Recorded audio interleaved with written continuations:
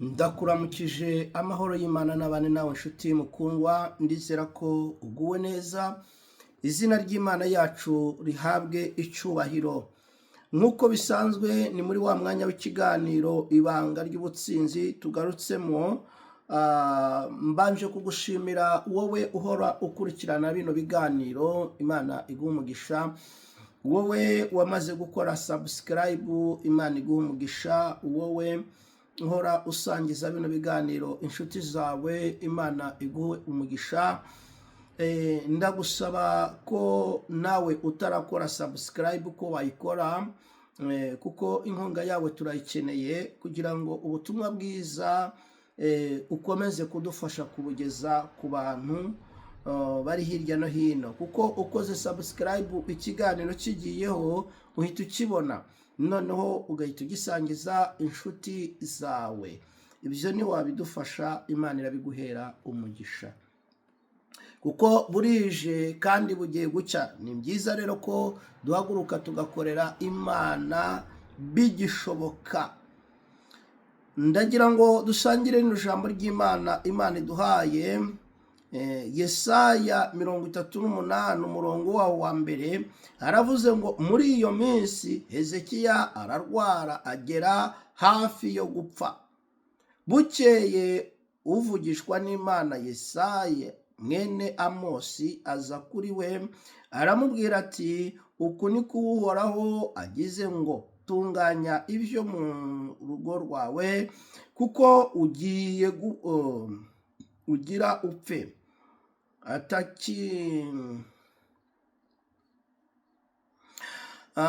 ugira upfe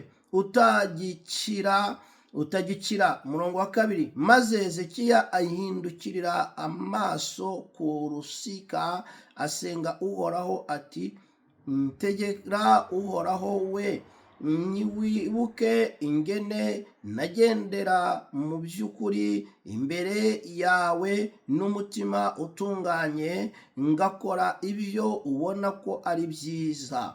Hezekiya ararira cyane, maze ijambo ry'Uhoraho rishika kuri Yesaya riti, genda ubarire Hezekiya uti, uku ni ko Uhoraho Imana ya sokuruza Dawidi igize, uti ngo yumvise ugusenga kwawe, abonye n'amasozi yawe, uti ehe, ku minsi yawe iyongeye ko imyaka 15.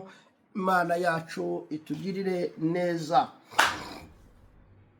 Tugiye kuganira ku ijambo rivuga ngo kwibutsa Imana imirimo. Kwibutsa Imana imirimo.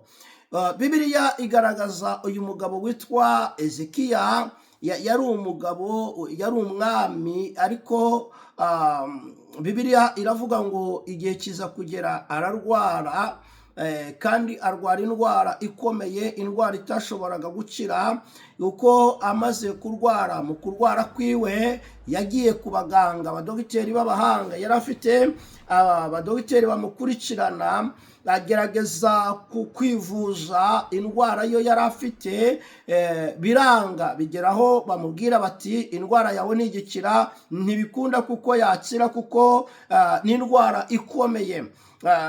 Ngo ararwara, araremba, amererwa nabi. Nicyo gihe Imana yahagurukije umuhanuzi. Imana ihagurutsa umuhanuzi witwa Yesaya mwene Amosi. Araza yerekeza kwa Hezekiya, aramubwira ngo, Hezekiya, nzanye mesaje y'iwawe. Arangije amutega amatwi, aramubarira ngo, Imana yavuze yuko utazakira, ugiye gupfa, iki ni igihe cyawe cyo gupfa. Ariko bene data, nagira ngo mbabwire ngo ubuhanuzi buragwira. Ubu buhanuzi Yesaya yarazaniye Hezekiya bwari ubuhanuzi bukomeye kandi bugoye gutanga.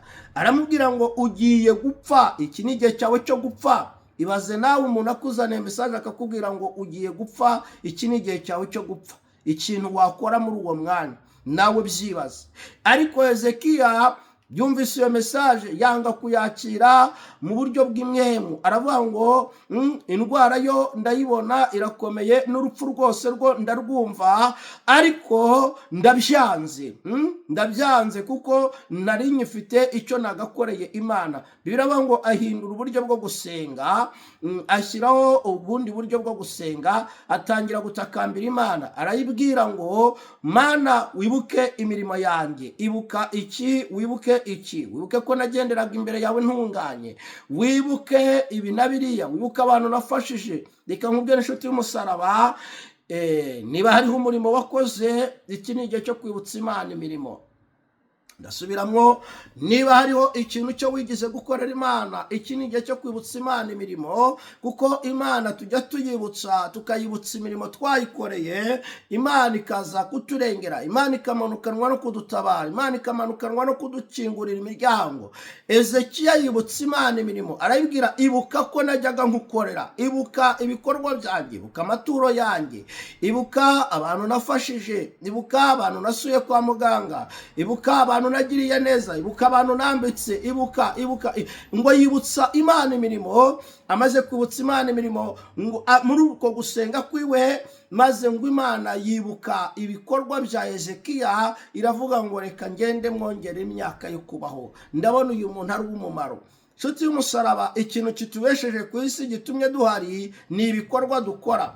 Suzuma neza ibikorwa byawe, ibikorwa ukora nibyo bizagutinza inaha, ibikorwa ukora nibyo bizatuma uramba, ibikorwa ukora niba ari byiza nibyo bizatuma Imana ikurambisha, urambe umara imyaka myinshi kubera ibikorwa byiza ukora. Igihe cyose ubereye Imana igihombo, Imana irakwica ugataha. Si we wa mbere uba upfuye, si we wa kabiri uba upfuye. Iyo nta murimo, iyo nta bikorwa, iyo nta mirimo, nta nyungu Imana ikubonamo, uracaho, Imana igukuraho, ukagenda ugacaho, kuko hari n'abandi bagiye. Ariko iyo ufite imirimo myiza, imirimo igutinza inaha, imirimo ituma ubaho, imirimo ituma uramba, imirimo ituma ukomera, imirimo ituma Imana ikugirira neza, imirimo ituma Imana ikurinda, imirimo ituma, iyo mirimo yatuma iyo ndwara ikira, iyo mirimo yatuma uhaguruka mu kagare, iyo mirimo yatuma uba muzima, iyo mirimo yatuma ukomera. Ibutsa, niba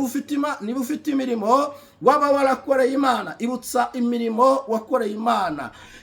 Imirimo ijya idukura mu byago, imirimo ijya idukura mu bibazo, imirimo ijya idukura mu ntambara, imirimo ijya idukura mu byago n'amakuba. Iki ni igihe rero cyo kwibutsa Imana imirimo. Niba hari imirimo myiza ufite, ibutsa Imana imirimo yawe. Imana iguha umugisha, Imana ikugiriye neza. Wewe wumvise buno butumwa, busangize inshuti zawe, niwabikora Imana iraguha umugisha.